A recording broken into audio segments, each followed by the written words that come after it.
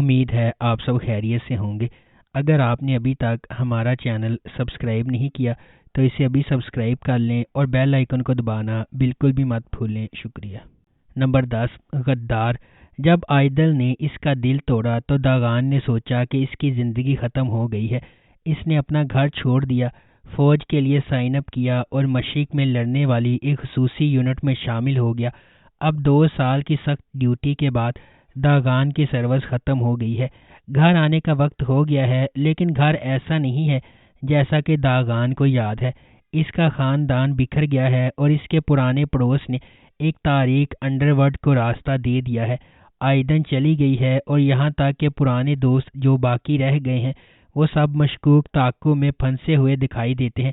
جب اس کے چاہنے والے خطرے میں آتے ہیں تو داغان ہچکچاتے ہوئے ایک پیشہ ور ہٹ مین بننے کی پیشکش قبول کرتا ہے۔ نمبر 9، اینودر لو۔ اینودر لو مشہور اینکر پرسن کینان اور پرجوش پروسیکیوٹر لیلا کی طاقتور کہانی سناتا ہے جو قتل کی تفتیش کے دوران راستے عبور کرتے ہیں اور اصرار، تناؤ اور جذبے سے بھرے رشتے میں جڑ جاتے ہیں۔ جیسے جیسے ماضی سے مبہم انکشافات سامنے آتے ہیں، ان کا سامنا چونکا دینے والی سچائیوں سے ہوتا ہے جو انہیں ہمیشہ کے لیے بدل دیتے ہیں۔ Number 8، wild.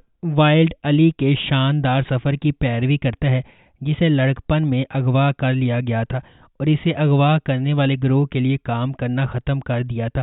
کئی سالوں کی مشکلات کو برداشت کرنے کے بعد علی نے اپنا نام یمان رکھ لیا اور اپنے 3 دوستوں کے ساتھ مل کر ایک نئی بہتر زندگی گزارنے کے لیے اپنے اغوا کاروں سے بچ نکلا۔ اس نئے خاندان کے لیے چیزیں آسان نہیں ہیں، لیکن وہ سخت محنت کرتے ہیں اور اپنے تاریک ماضی کو پیچھے چھوڑ سکتے ہیں۔ نمبر 7، ان لمیٹڈ لو۔ ان لمیٹڈ لو خلیل ابراہیم کارسو کی کہانی ہے جو اپنی پیدائش کے وقت بحیرہ اسود کے گاؤں میں واپس آتا ہے۔ خلیل کو اس وقت فرار ہونے پر مجبور کیا گیا جب وہ صرف 5 سال کا تھا، جب اس کے والد کو مقامی کرائم بوس رضوان لیٹو نے قتل کر دیا تھا۔ 20 سال بعد خلیل اپنی بچپن کی پیاری یاسمین سے شادی کرنے گھر واپس آتا ہے، لیکن جب رضوان کا بیٹا یاسمین کو قتل کرتا ہے تو اس کا مشن بالکل نئی سمت اختیار کرتا ہے۔ خلیل ایک آدمی کی فوج بن جاتا ہے جس کا واحد مقصد رضوان لیٹو کو تباہ کرنا ہوتا ہے۔ نمبر 6، محمد فیتی لار سلطانی۔ یہ منصوبہ جو عثمانی تاریخ کے ایک اہم ترین حکمران فاتح سلطان محمد کی زندگی پر روشنی ڈالے گا۔ سلطان محمد فاتح کے ساتھ ساتھ متوازی طور پر اسلامی دنیا کی ایک اہم شخصیت ابو ایوب الانصاری کی زندگی کے اہم مراحل کو بھی اس ڈرامے میں پیش کیا جائے گا۔ نمبر 5، کارا آج دستانی۔ یہ سیریز جلال آ کی پیروی کرتی ہے جو اپنے علاقے کی تمام زمینوں کا لالچ کرتا ہے، تمام آ کی زمینوں پر قبضہ کر لیتا ہے اور بالآخر اس کے آخری حریف عثمان آ کو قتل کر دیا جاتا ہے۔ قتل کے دن عثمان آ کی بیوی رضی ایک بیٹے کو جنم دیتی ہے۔ جلال آ کے غضب سے ڈرتے ہوئے وہ اپنے بیٹے کو جلال آ کی بیوی آسیہ کے سپرد کر دیتی ہے جو اتفاق سے اسی دن بیٹی کو جنم دیتی ہے۔ یہ نادانستہ طور پر عمر کو اس شخص کا بیٹا بنا دیتا ہے جس نے اس کے باپ کو قتل کیا تھا۔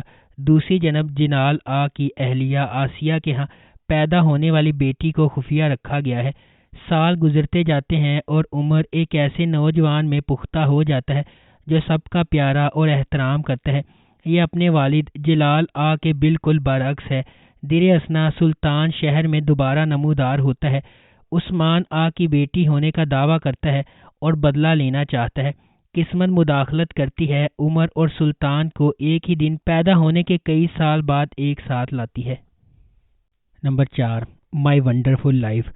دبئی کی چمکتی ہوئی آسمانی لکیروں سے لے کر میامی کے دھوپ میں بھیگے ساحلوں تک مائی ونڈرفل لائف شبنم کے سفر کی پیروی کرتی ہے۔ ایک مخالف ہیروئن جو مشکلات سے پیدا ہوئی، جو معاشرے کی سیڑھی کی چوٹی تک اپنے پنجے گاڑتی ہے۔ شبنم ایک اسکالرشپ والی بچی تھی جو ایک ایلیٹ اسکول میں پڑھتی تھی جہاں اسے امیر طلباء کے والدین اور یہاں تک کہ اس کے کچھ اساتذہ نے تنگ کیا تھا۔ اس کے دماغ کے باوجود کسی نے نہیں سوچا تھا کہ وہ اسے ان کی سطح تک پہنچائے گی، لیکن پلاسٹک سرجری اور اٹل خواہش کے ساتھ شبنم نے حتمی انعام حاصل کیا، اونور نامی ایک امیر شوہر۔ نمبر 3، اٹ از اے لو۔ زندگی فٹ بال سے ملتی جلتی ہے کہ نعرے کے تحت فٹ بال کے فلسفے کے ساتھ اپنی کہانی پر زور دینے والی سیریز مشہور فٹ بالر یاسین کی جذباتی طور پر چارج شدہ کہانی بیان کرتی ہے، جو ہر میچ میں اپنے گول سے لاکھوں لوگوں کے دل جیتتا ہے، اور یشل جو اپنی قسمت کو چیلنج کرتی ہے۔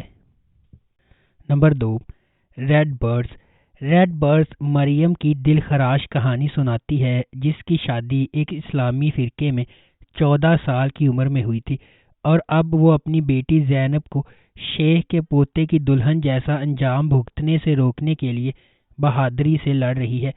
اس کی بھابھی کی رہنمائی میں، جو فرقے کی ایک سابق رکن ہے، انہیں احساس ہوتا ہے کہ انہیں فرقے کے طاقتور چنگل سے زینب کو بچانے کے لیے بھاگنا چاہیے۔ ڈرتے ڈرتے اپنے منصوبوں کو اپنے ظالم شوہر سے چھپاتے ہوئے مریم کو پہلے سیکولر سائیکیٹرسٹ لیونٹ کے گھر میں ایک نگہداشت کرنے والے کے طور پر پیسہ کمانا ہوگا، جو اس کی مدد کرنے پر راضی ہے۔ ان کے متصادم مذہبی اور ترقی پسند عقائد کے باوجود مریم اور لیونٹ جذباتی طور پر ایک ساتھ کھینچے جاتے ہیں، لیکن ان کی زندگی میں انتشار اور گہرا ہوتا جاتا ہے جب ان کی بیٹی کی شناخت سامنے آتی ہے۔ نمبر 1، بہار۔ بہار 20 سال پہلے میڈیکل اسکول سے گریجویشن کرتی ہے، لیکن اس نے میڈیسن میں کریئر بنانے کے بجائے گھریلو خاتون بننے کا انتخاب کیا۔ اس کی شادی کامیاب سرجن تیمور یاووزولو سے ہوئی ہے، اور اس نے اپنی زندگی اپنے شوہر اور بچوں کے لیے وقف کر رکھی ہے۔ بظاہر خوش نظر آنے والا یاووزولو خاندان بہار کی بیماری سے ہل گیا ہے۔ بہار کے ڈاکٹر ایورن اسے بچانے کے لیے پرعزم ہیں اور کہتے ہیں کہ اس کا واحد حل جگر کی پیوند کاری ہے۔ خاندان میں واحد ہم آہنگ جگر تیمور کا ہے۔ یاووزولو خاندان کے لیے، جس کا ایک بڑی حد سے تجربہ کیا جاتا ہے، کچھ بھی دوبارہ ویسا نہیں ہوگا۔ اگر آپ کو ہماری یہ ویڈیو پسند آئی ہے تو اسے لائک کریں، شیئر کریں اور ہمارے چینل کو سبسکرائب کرنا بالکل بھی مت بھولیں۔ شکریہ۔